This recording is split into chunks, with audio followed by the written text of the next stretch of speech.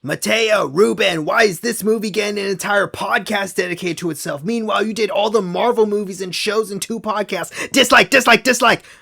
Calm down, everyone. First of all, Hello and welcome everyone to the 36th episode of the Diverse Dialogues podcast. I'm Mateo, and I'm Ruben. and for clarification, Okay, there's a reason.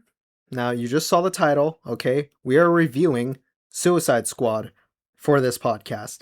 And yeah, you're probably wondering, why is Suicide Squad getting an entire podcast dedicated to itself? Meanwhile, we rated all the Marvel movies and shows. Okay, there's 2 reasons for it. One, the DC movies are nowhere near as popular as the Marvel movies, okay? And second of all, the DC movies doesn't really have a consistent timeline, whereas the MCU is just one continuous storyline. You can easily follow it. So that's partially the reason why Suicide Squad is getting an entire podcast dedicated to itself. But also, we're not just simply rating. Well, I don't think we're rating it at all. We are reviewing Suicide Squad, okay? We're reviewing the entire movie.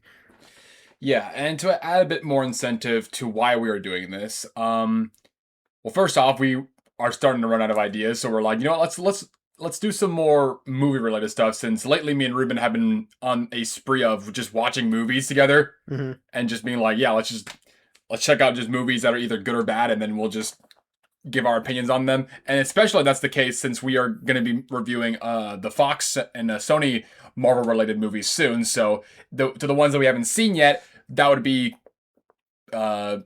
coincidental to do so.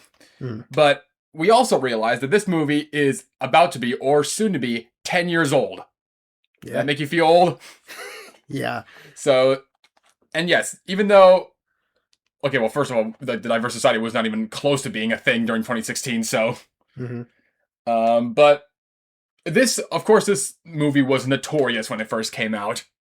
As with most DC films back then, just being regarded as the worst subgenre of superhero movies. But as of today, we are now going to be checking it out since this is the first time I've actually seen the film in its entirety. Meanwhile, this is Ruben's second time watching it. Yeah. But without further ado, let's get right into the questions since we haven't done that in a minute.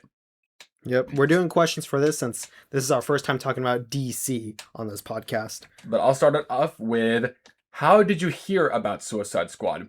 Simple answer, it was fucking everywhere. Yeah, basically, the marketing. I saw posters of this everywhere. I saw merchandise, all over the mall, bro. Every clothing store ever, bro. I'm pretty sure there was every single Hot Topic was just littered with this stuff. Yep, you walk into Hot Topics, the first shit you'll ever see. But yeah, simple as that. It was the marketing, all right? And also just from the fact that after the movie came out, everyone was saying, oh my god, this is the most horrendous thing ever. And then afterwards learning it won an Oscar for best makeup, which is still how the fuck? Yep. Anyways, going on to my question. This one's just more DC as a whole, which was, what was your first form of media relating to DC that you were introduced to? If you can't really think of an exact answer, you could just... You start first so that way I can think. All right, well, for me, it was Lego Batman. All right. It was a game that I played back when I was really freaking young, and of all characters to pique my interest within that video game, it was Man-Bat. I was like, yo, that character's really cool, bro. I want to know a lot more about him. But yeah, it was mainly Lego Batman that introduced me to the world of DC. And from there, I just started going through some movies, emphasis on some, as well as some video games. Shut up, headphones. This is tough because DC and realistically Batman and Superman as a whole are so embedded into pop culture to where it's it could literally have been a poster on a freaking bus stop, and that could have been my first time seeing it or something. Yeah. So it's kind of difficult, but Lego Batman was one of the first video games I know that I've gotten of Batman and anything DC related. So, but if I were to say what would be my first ever thing related to media of DC, it's either a video game or I just saw like maybe clips of it on YouTube. I doubt it though. But I'm just gonna piggyback off of what Ruben said and say it was like the first thing I ever owned of DC. It was probably like either costume pieces of of anything like DC related or Lego Batman. Mm-hmm. Now, in my next question, still relating up to Suicide Squad, how does this movie hold up after 10 years? So, like I said, it's been 10 years since this movie came out, and guess what? It still sucks. Yep, still notoriously bad, even with movies here and there that are notoriously bad. This one still is like up there. Not much else to say after that. Yeah. And my second question is, what is your what was the form of media that like got you like more hooked into DC? I think we both had the same answer. And 3, 2, 1, Injustice 2. Yep. Injustice 2, that was it. I remember like seeing all those like cast characters, like, oh, okay, I know some here and there. I know who Scarecrow is, but like he looks freaking awesome in this game. Plus getting Robert Englund to voice him. Fuck yeah. Yeah. And I see characters like Dr. Fate. I'm like, huh, I've never seen this guy before, but he looks really cool. As well as the Enchantress. It was both Sub-Zero and Red Hood when they first were DLC characters for Injustice 2. I was like, oh, these are, I know Sub-Zero, but I don't know who the fuck Red Hood is, but it looks badass. Yeah. Yeah, Red Hood's also one. I was like, oh, this guy's really cool. And maybe Black Manta as well. Oh yeah, Black Manta, he was also like, people were excited when he came over to the game. Mm-hmm. Also Raiden having the best super in the game. Yeah. And the one where I was like, oh, yo, I know these DC characters. The Teenage Mutant Ninja Turtles. And you want to know the funny thing is? I once went into a comic store way before the Turtles were released for Injustice 2, and I saw a Teenage Mutant Ninja Turtles and DC crossover comic. I was like, how the frick did this happen? Like how is this possible? And I just went on with my day. Until now, after when I realized, then years later, I would see them like coming to freaking Injustice 2, and I was like, oh my god. I predicted the future. No, I'm just kidding. But yeah. Yeah, those are our questions. But now we're moving on to the activity, which is a full-fledged review of Suicide Squad. And how it's going to work, I literally have it written on my phone, scene by scene, what happens through it. And we're just going to... Yeah, once again, Jordan, Ruben is going to be the one that's going to be mostly carrying this episode, not just because he has the whole list on his phone, but because he's, like I said, he's seen it twice, so he has a better understanding of the film than I do. And even though I've watched countless reviews, I've seen countless videos on it and clips on it, but this is the first time I've ever really seen the film in its entirety, detail to detail. Mm-hmm. But on that note, let us begin. All right, so the movie starts. The logo show with all these neon lights. Yeah, you would think I would like this movie, right? No. Nope. It subverts expectations. Yep. And we zoom in through the logo, and we're already seeing a shot of the city. And we're starting off with one of my biggest pet peeves in all of movie making. Licensed music. Yeah, we're watching a really bad film today. Okay, now let me get more detail about licensed music. I don't think all licensed music in movies are bad. Like, I think there are some movies where the licensed musics fit. Like the Guardians of the Galaxy trilogy, for the most part, all the songs fit. Megamind, that one has a killer soundtrack. Yeah, and I saw the Super Mario Galaxy movie recently, and that movie did have a problem with the licensed music. Oh no. Not bad as the first one, though, because I will admit, the first one did have a problem with licensed music. But when it comes to this movie, with the licensed music is chosen at random, okay? Random genre, random time frame the song was popular, or just when the song came out, and chances are it has nothing to do with the scene or does not fit the scene at all. The only one song that technically was meant only for the movie was the song Purple Lamborghini by whatever the artist was, and Skrillex. Yeah. That was the only song that was pretty much made for that song specifically. I mean, yeah. the song that was made for that movie specifically, because they had the Joker in that music video, so. Yeah. Anyways, Move all that aside. Our first scene shows Will Smith as Deadshot in jail. All right, now just a heads up, I'm not going to go through every actor in this film, just like the big names here. And we're starting off with Will Smith as Deadshot. And I will say, like, okay, after this movie, Deadshot was my favorite character, which is not saying much because all these characters suck at the end of the day. But here's my one problem with Deadshot is the fact that Will Smith plays him. Now, before you come out with your pitchforks and torches, let me explain. Will Smith is a good actor, all that stuff. But here's my problem with Will Smith is that he's usually a likable and charismatic guy. So it just doesn't work when he's playing like a stoic badass. Or mainly just a thug hitman. Yeah, like Will Smith does not like fit that role at all. And honestly, I've seen him in so many films where he tries to be badass and it just comes off as corny. Yeah. Like, y'all remember the movie After Earth? Uh-huh. Now it's just at a point where Will Smith just plays as himself at this point. Yeah, I don't even know if he's still acting nowadays. Yeah. He did that back in the day with Shark Tale in animated form. He's just Will Smith as a fish. Pretty much. Okay, yeah. Anyways, it just shows Deadshot in jail. That's it. No significance to it. And then we get introduced to Margot Robbie as Harley Quinn.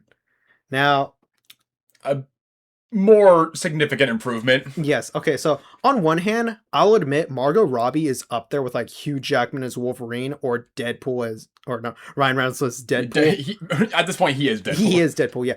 I will say the same thing with Margot Robbie. Margot Robbie is Harley Quinn, okay? I'll admit that. I don't think any other actress can portray Harley Quinn than Margot Robbie.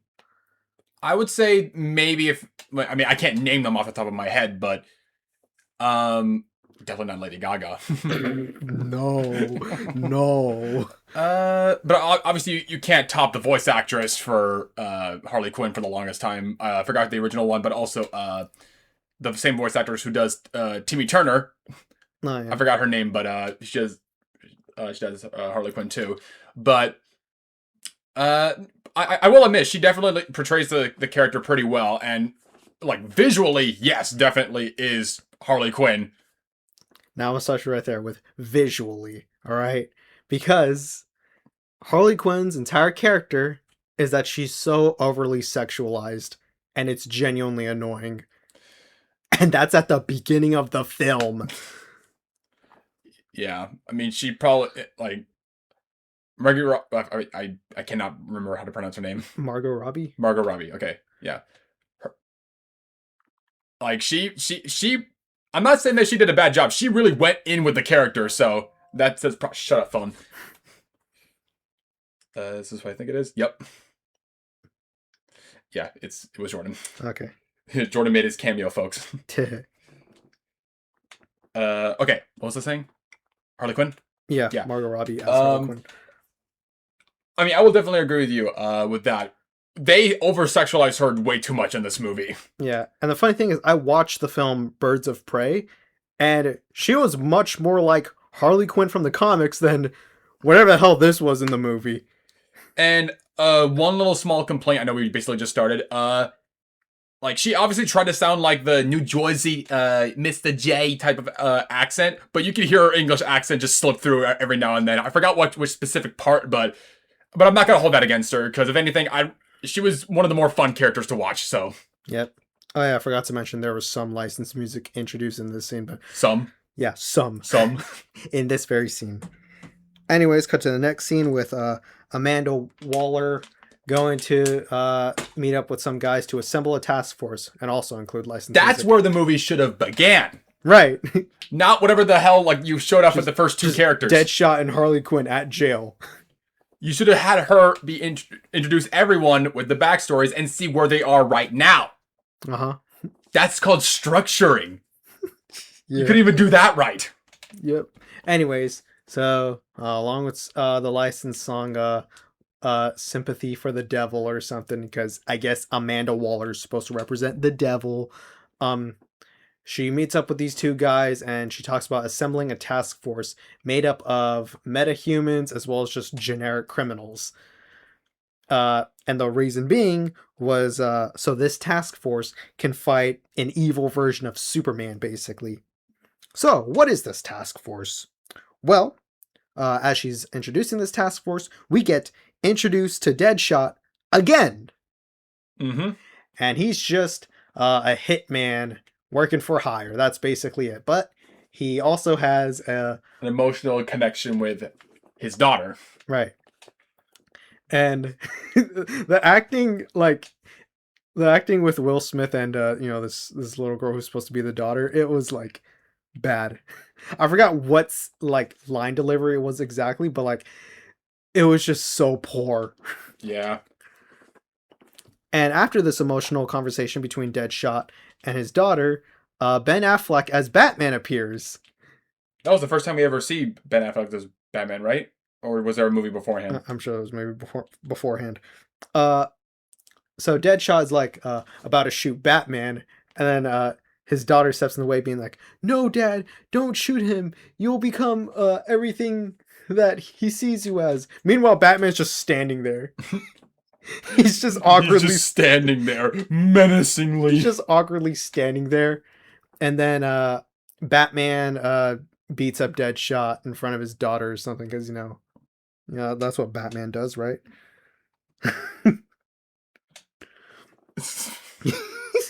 Or no, they have an emotional moment where the daughter hugs Will Smith. Yeah. And then they could have done if they wanted to keep it realistic, they could have had it, Deadpool being taken away from the daughter. Well, they're dragging him away. You said Deadpool. Deadshot. Deadshot. Sorry, I went with the more cool character. Okay. Anyways, right after we get introduced to Deadshot the second time, we get introduced to Harley Quinn the second time. Yep. And what song do they use? Super Freak. I mean, I won't lie, the song technically fits. Harley Quinn is super freaky. I don't know, maybe it's just the fact that they unironically picked that song for Harley Quinn is when I just lost my shit. But alongside... You were losing your shit almost at every song you hear like that was licensed. Yeah, I was actually. But as they're reintroducing Harley Quinn, we get introduced to Jared Leto as the Joker. And this was like the biggest like casting failure they could have gotten. Jared Leto as the Joker. It was a meme back then, and it's still like shit on to this very day. Still notoriously bad to this day. So this Joker, he's like a gangster, I think. He has like a bunch freak. He has a bunch of tattoos on him. He has perfectly clean hair with gel. And he has freaking like silver teeth or something. And of course, there are the stories that Jared Leto would like play as the Joker off screen and mess with everybody and like mail shit to people or whatever the hell. Yeah, he would definitely get in character as Joker because, I definitely think of the Joker as like a prankster. Yeah. Like that does like little third grade level pranks. Oh my god, and how can I forget? Jared Leto's laugh as the Joker literally goes like ah. Yeah, because that's definitely when I hear the Joker's laugh, that's definitely what I think of, bro. Just going And now apparently he's gonna be Skeletor. Oh my god, I forgot about that. Anyways, yeah, Jared Leto as the Joker. Just stick to making music, dude. Just stop acting. Yeah. We saw you in Morbius. We saw you in Tron. Just stop, bro. But yeah, that's Jared Leto as the Joker, and then they escape, and then Batman's chasing him, which got me thinking like, bro, imagine this version of Batman instead of being like, oh no, it's the Joker again. He's just like, not this guy again. Not this freaking imbecile. I just hope that they say, oh yeah, that was just a regular like citizen just pretending to be the Joker. Like that's way more believable than that being the Joker. Anyways, as they're driving off, they crash into the water or something, which happens in the span of 1 second. From car crash to them going in the water, it was like less than a minute. Yep. And Batman saves Harley Quinn or something and puts her in jail or something. Oh no. Anyways, after that, we get introduced to Captain Boomerang. Because, what would be the best thing to stop an evil Superman? A boomerang. And a baseball bat, if we're on that logic. Oh, yeah. And a bullet. But don't worry, you won't question it because the Flash makes a cameo in this film for like a second. Yeah, Ben Affleck and whoever the fuck the name is for that one guy that has gotten into trouble lately. They got their pretty big paycheck, I'm pretty sure, from their few appearances. Yep. Yeah, Flash is in this movie for literally 1 second, which that makes sense for the Flash. Anyways, after I forgot to mention, like, when they introduce all these characters, it shows like a shot of them as well as like random information about them, their name, their crime charges, or in the case of Captain Boomerang, his fetish for pink unicorns. Because as you're watching this film, you're gonna be reading all this info that's on screen for literally 1 second, being like, oh yeah, that info is gonna be important later. But it goes so fast to the point where it's like, oh, you should have read it that fast. Yeah, like, who's gonna read all that quickly, bro? Anyways, after introducing Captain Boomerang, we get introduced to El Diablo. And all we know about him is that he surrendered. That's it. We don't know his backstory or his power limits. Nothing, because, they want to keep it a secret for El Diablo. Mm-hmm. That's basically it. And then we get introduced to Killer Croc. And going back to the licensed music, what song do they pick? Fortunate Son. The song about the Vietnam War for Killer Croc. And on the topic of Killer Croc, this dude's the reason this film got an Oscar for best makeup or something. At least one of the reasons. But I mean, I will say the makeup is pretty great, but I don't think it should be the sole reason. Apparently, Star Trek was nominated for that too, and they lost to that. To Killer Croc specifically. Yeah, I'll admit, Killer Croc looks cool. But everything else about Killer Croc? Spoiler up ahead with the movie, there's almost nothing about him. I mean, I would love to see Killer Croc in Injustice, but knowing how the video game world is right now, he is an Injustice for like a the stage transition thing. Yeah.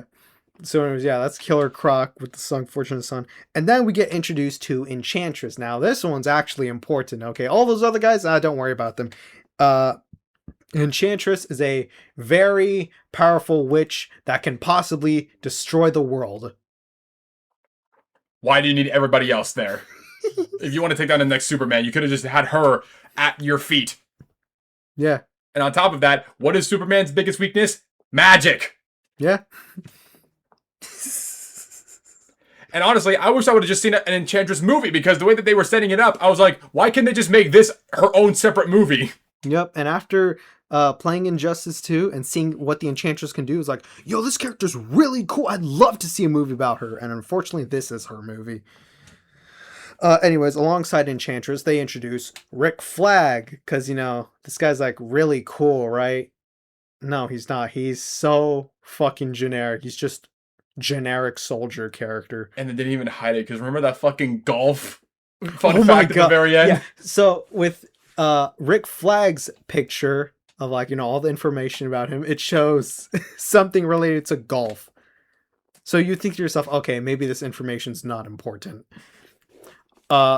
Alongside that, I guess Rick Flag and Enchantress fall in love, even though they just rushed in the span of like a second.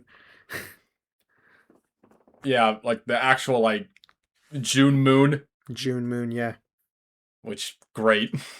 I'm sure that's the name of the comics. I mean, who cares about accuracy at this point with this fucking franchise, dude? Yep.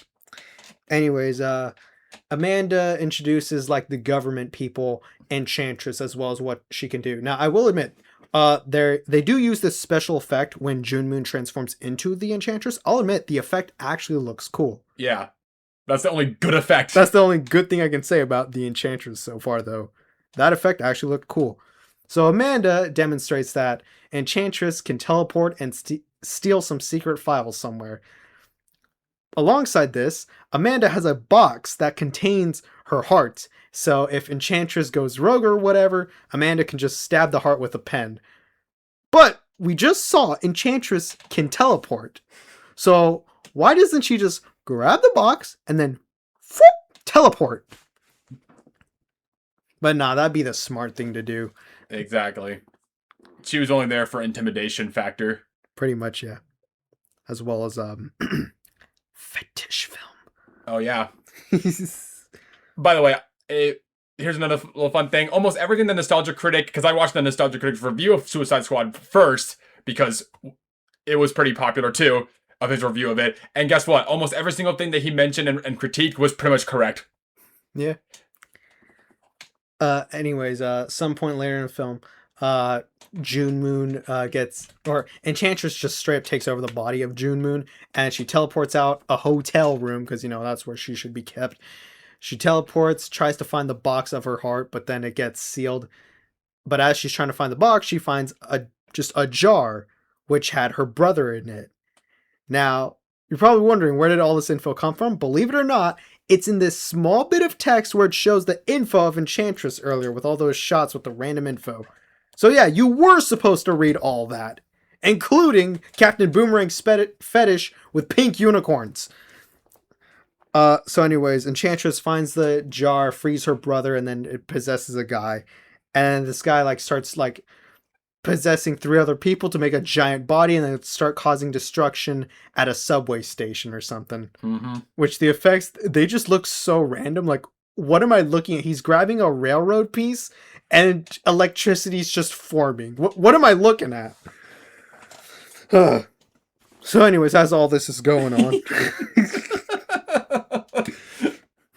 If you can't tell already, we did not really like this film at all. So, you know, her brother's destroying the place, and Rick Flag is like, okay, we gotta destroy this demon thing. So he plants a bomb, and then Enchantress just dips on him. As if you would think that a all-powerful being that would want to take over the world would not turn your back on you. Yep. Anyways, Enchantress teleports to her brother or whatever, and then, you know, I guess she just changes forms for literally no reason. And then we get the epic cliche I love in all form of media, that being the portal in the sky cliche.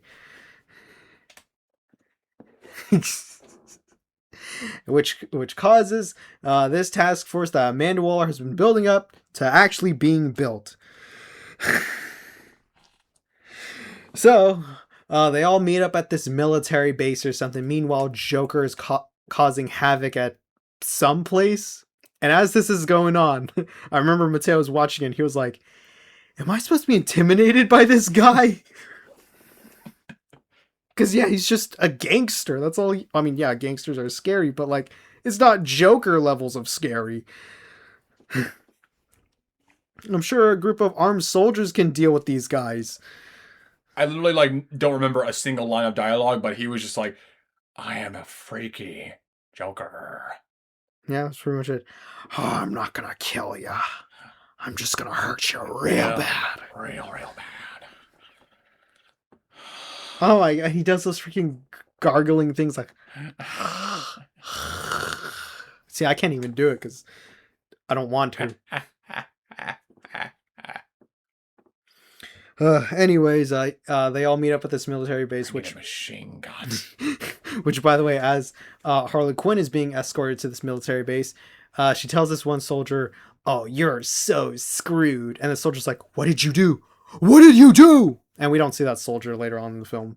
So it's like, why was that there? If you wanted a post-credit scene, you would have done something with that guy. Yeah, you would have. So they meet up at this base. You know, we get reintroduced to Harley Quinn, Deadshot, Killer Croc, Diablo, Captain Boomerang, as well as getting introduced to Slipknot, the man who can climb anything. All right, and then after that, there's a reason I skipped him. Now after that, Rick Flag and Amanda Waller give them like a little pep talk of like, okay, this is what you're going to be doing, and if you deviate under any circumstances, the microchip in your neck will explode. And then see, this is on par with Will Smith as Deadshot. During this scene, he literally interrupts the conversation by being, so for those of us who don't speak good guy, it's like Will Smith is aware he can't play a villain, so he has to remind the audience he is a villain. And then he says the epic line, so we some kind of Suicide Squad. Oh my god, that's the name of the title. I think that might be one of my most hated forms of anything. Especially if you don't say then, like, if you don't use it in a clever way at all. Mm-hmm. What Jesus. a break. I've been talking for so long. Anyways, as all these guys are being escorted to the military base, they play the song Seven Nation Army. For what reason? Because there's army men, I think. Hold on. Harley Quinn, Deadshot, Captain Boomerang, Slipknot, Killer Croc, Diablo. El Diablo. Later, Katana. Yeah. And Rick Flag, I guess, technically. But he ain't featured in the, like, he's not a face of the posters. I think that's 7. I don't know. I bet you that's not even the reason they picked it. They just picked it because it's a popular song. Really? But after that pep talk, they start getting their equipment together. And what song do they play? Without Me by Eminem. Why? I don't know.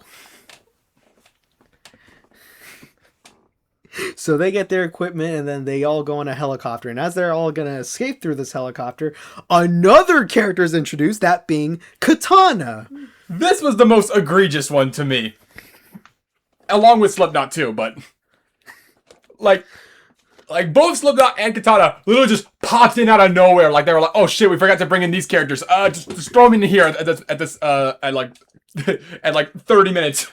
Yeah, and what's funny was that the moment Katana was introduced, Rick Flag literally had to turn to the camera and say, "This is Katana. She's got my back.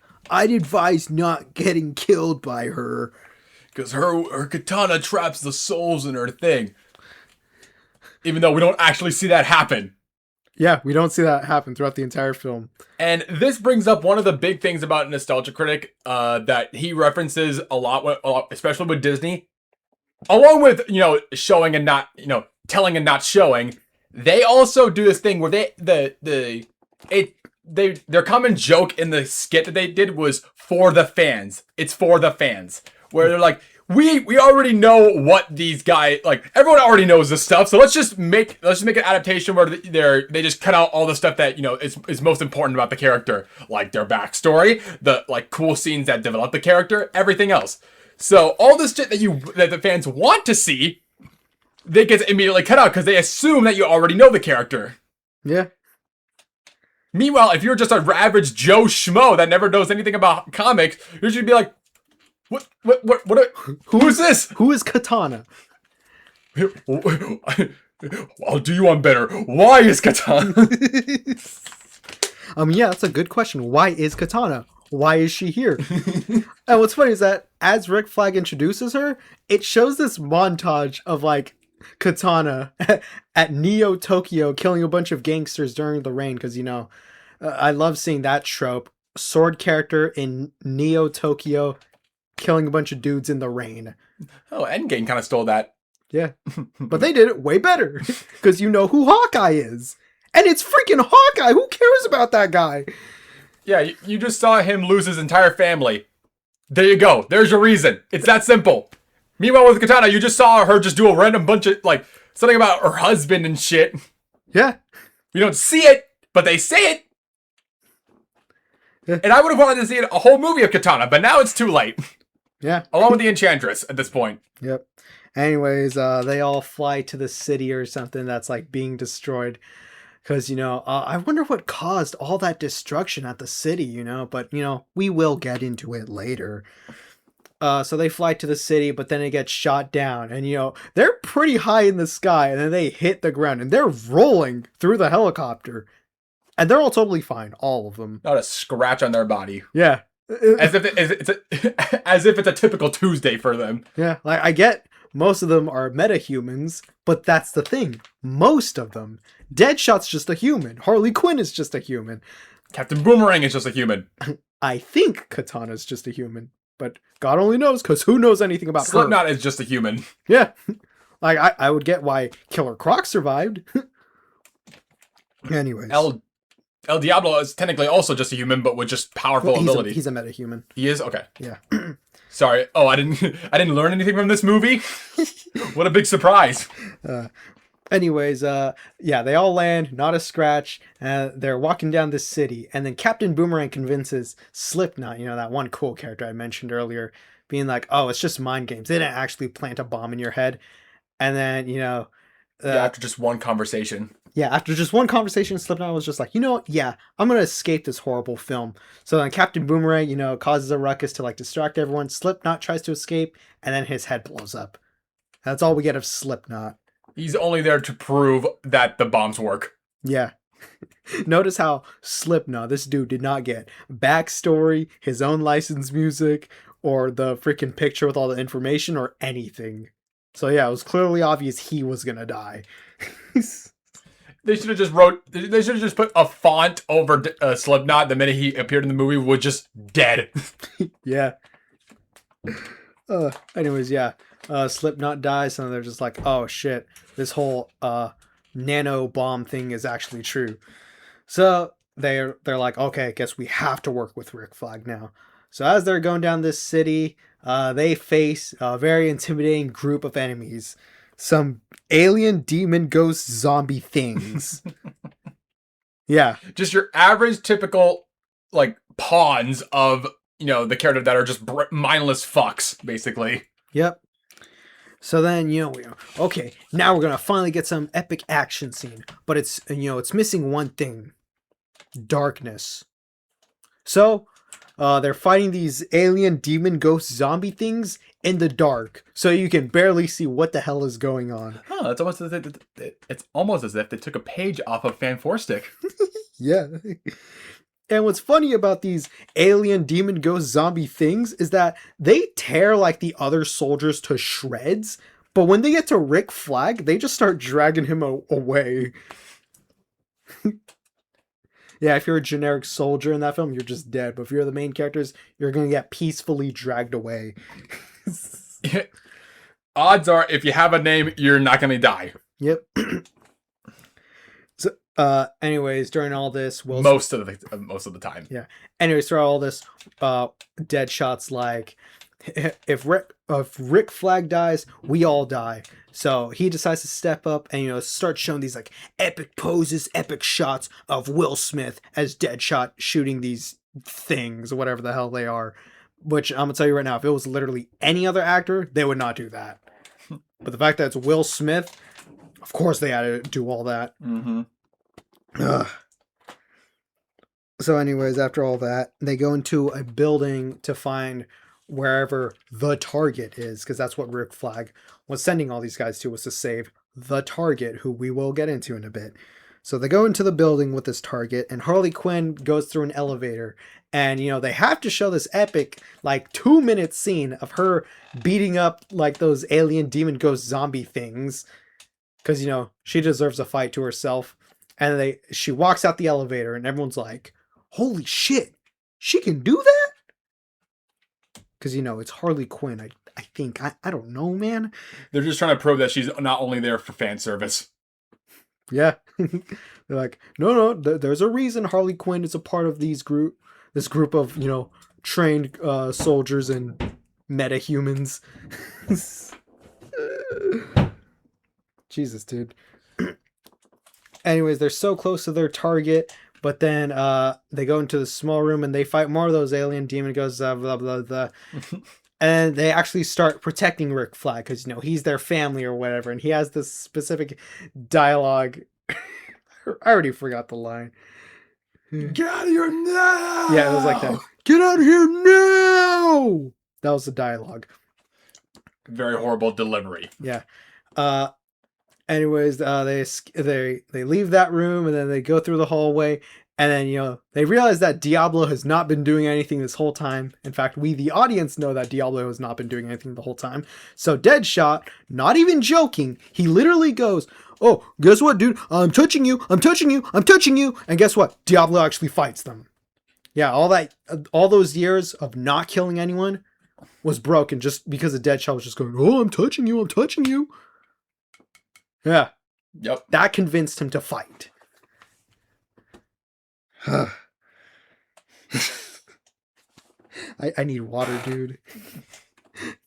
Small break, everyone. I'm like dehydrated. Jesus, bro. And we're back. Okay, so after that hydration break, because I've been talking for a long time. Now let's get back on track. So I just talked about the whole Diablo thing. But don't worry, we're going to another rant in a bit. Because that target they were trying to find in that building was Amanda Waller. And the moment they get to Amanda, she says, "You wouldn't have done it without these guys. Admit it, Rick. I was right."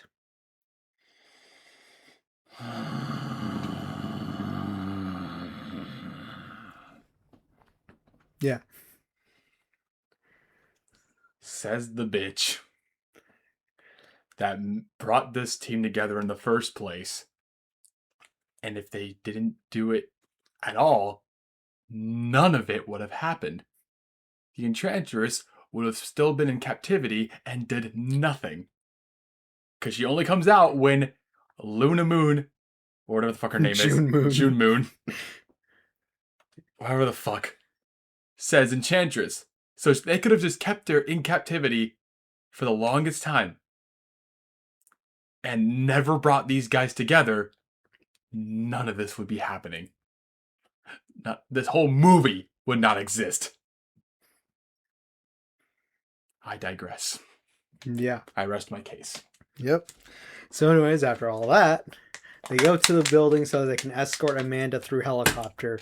However, the helicopter she was going to take, it gets hijacked by the one and only Joker. So Joker has this thug working for him with a Gatling gun. And this thug is just shooting all the soldiers, like, one by one. And Joker's just there with, like, an AK-47 just shooting randomly. So he's getting those participation award points or something. So they wanted his machine gun. They didn't want to leave that scene alone. Yeah. And, he's shooting all these... Well, I don't even know if he's shooting soldiers. He's just shooting randomly. And, of course, going... Ah, ah, ah, ah, ah, ah, ah. Yeah, that's literally how he sounds when he was shooting the gun. This was also, like, the calling card for Harley Quinn to ditch these guys and join the Joker. And then, Amanda's like, "Deadshot, shoot her," or something. And then, I guess Deadshot missed or something. But it doesn't matter because, their helicopter got destroyed. Harley Quinn falls out, and then the helicopter crashes and Joker dies, I think. Anyways, Amanda gets escorted through another helicopter instead. She leaves, but then that helicopter gets shot down, and then she gets kidnapped by those alien demon ghost zombie things. I don't even know anymore. All of that from Harley Quinn being taken away to her getting taken away, all of that was like less than 5 minutes. Yeah. In rapid succession. Yeah. So anyways, Rick Flag is like, "Hey man, if we don't save Amanda, then all of you aren't going to get, the deals that we talked about if you worked with us." So they have to save Amanda Waller. She's missing, but Deadshot finds a folder containing a bunch of top secrets or something. They're like profiles and stuff. Yeah, and on their way, they find Harley Quinn, which, by the way, Harley Quinn just betrayed these guys to join the Joker. And what do these guys do? They welcome her back, act like nothing ever happened. I mean, they're bad guys. They're unpredictable, so I guess that's how they are. Let's just casually welcome her back, So anyways, Deadshot finds the top secrets, and, they all lose hope and they get sad or something.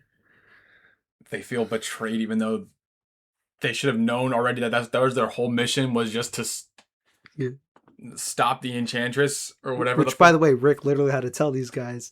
So basically, the Enchantress is destroying the city. We already know this. We know that. So yeah, they start feeling sad and hopeless, and they go into a bar to have like a genuine emotional conversation, which I know this is kind of reminiscent to the first Guardians of the Galaxy movie, where like the five guys, they're just sitting in a circle being like, we actually have to work together as a team. I noticed that is kind of reminiscent to this bar scene. Anyways, in this bar scene, Diablo confesses that he killed his family, and everyone just seems shocked that he did all this, including Harley Quinn. Yeah. Yeah, as if these guys are not villains or something. Uh-huh. And they probably done some more twisted shit. Uh-huh. He's like, yeah, there's Deadshot. I don't kill, I only kill men, but women and children, that's where I draw the line, bro. I know. As if killing men was just not sadistic enough. Yep. Deadshot probably joins a lot of those women that on Twitter that say kill all men or something. Oh my god. Anyways, after Diablo confesses, I guess Rick Flag shows up and like destroys the device that has like all the nano bombs and controls all of them. And then Rick Flag's like, okay, you know what? You're all free to go. And then Captain Boomerang just dips, which I'll admit that's actually that was legit funny. That was actually pretty funny. He just leaves, not a word. He just sprints out of there. I'll admit that's actually pretty funny. Only for that joke to be ruined after him coming back for whatever fucking reason. Yeah. So Rick Flag shows Deadshot. Gives a motivational speech. Yeah, gives a motivational speech, shows Deadshot all the letters his daughter has been sending him. And I guess this motivates him. And then all of them start working together. They're like, you know what? I'll work with you guys. All of them. Including Captain Boomerang. Who just came back for literally no reason. Ugh. Anyways, they feel hope and they decide to face the Enchantress. Actually go up to her. And she's dancing for literally no reason. Like, takes all the seriousness away from that fucking character. And by the way, the costume change also did not help either. Yeah, she's still in that ridiculous costume. Like, her first design was actually really, really good. And then for whatever reason, when she gets her, like, once the brother helps out, she changes into this weird fucking, like, kinky shit, like, barely any clothes on costume. Fetish film. Exactly. And as they're facing her, Killer Croc swims down to sewers to plant a bomb, which, by the way, it looks so weird when he, like, is about to, like, go in the water. Yeah. It's like a dog trying to swim in it. Yeah.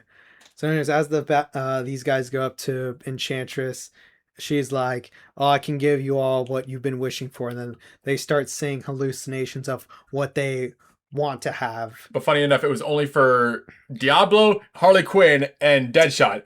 Screw the other ones. Yeah.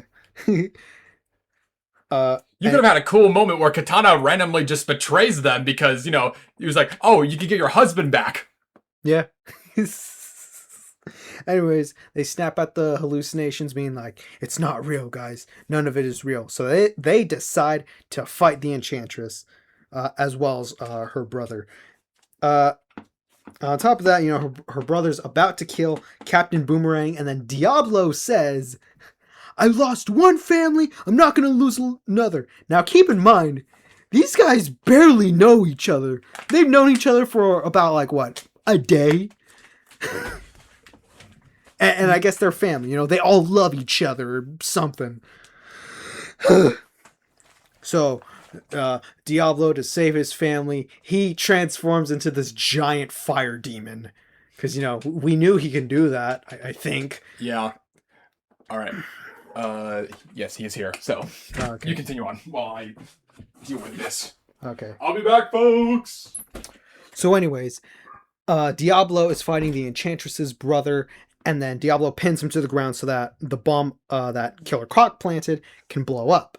So Diablo sacrifices himself, and we're all supposed to feel bad for it. Here's the problem, though. Diablo did, like, almost nothing for the first half of the movie. So at this point, we barely even care about this guy. So when he sacrifices himself, it almost feels like nothing. And yes, I know some people are going to... Some Diablo fans are going to be like, bro, what are you talking about? I love this character. Okay, well, yeah, but that doesn't mean that many people liked Diablo. So anyways, Diablo and Enchantress's brother dies. So the rest start to fight Enchantress. And funny thing, the moment they start fighting her, Enchantress transforms back to her old form. making you wonder, what was the point of the transformation? Exactly. So they fight her for a bit, which, by the way, you can barely see the fight because there's just a bunch of like dust covering the screen or some shit. And then after they fight for a bit, she disarms all of them, making you wonder, why didn't she just do that at the beginning?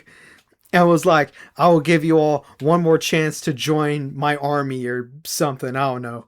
And then Harley Quinn is like, the world hasn't done anything for us, so you know what? I'm going to join her. But then, in typical Harley Quinn fashion, she just, is like, you mess with my friends, and just sliced her in half or something. Open up the access to the heart. Yeah.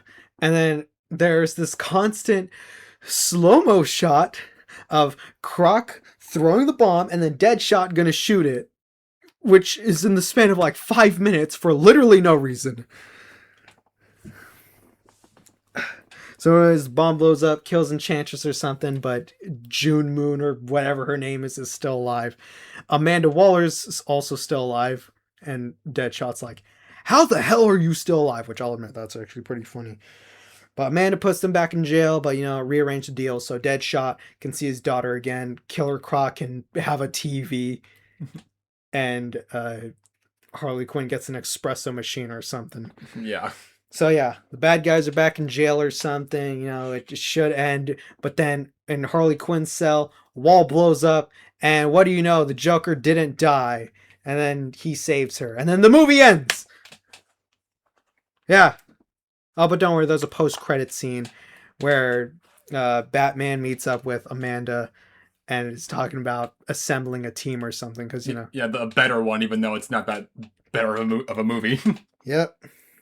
And yeah, that is Suicide Squad, folks. Yeah, what a movie. Yeah. How long have we been recording? About almost an hour. Okay, well, that's good. So yeah, this movie is absolutely atrocious, as you can hear me yelling throughout this entire podcast. Not the worst thing I've seen, but yes, it's pretty bad. Yeah. Now, funny thing. So, as we said, we just watched Suicide Squad the day this is being recorded right now. But funny thing, we actually watched on Easter, by the way. Yeah. Funny thing, we actually watched Fant4stic, earlier, like a few weeks ago or something. And that movie is also notoriously bad. So, after watching Fant4stic as well as Suicide Squad for the second time, I'm honestly still in the debate of like what's worse, Suicide Squad or Fant4stic.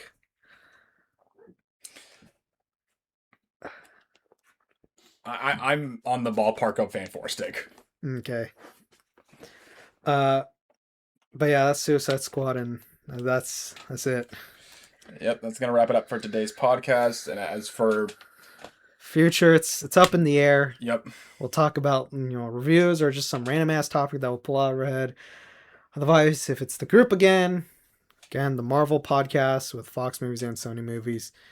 Even though, we might do a video Fant4stic by its own. So yeah, there's that. Yeah, but yeah, the whole thing is up in the air right now, and right now I just feel defeated after watching this horrible movie. And on that note, I'm Mateo. I'm Ruben. And we'll see you guys in the next one.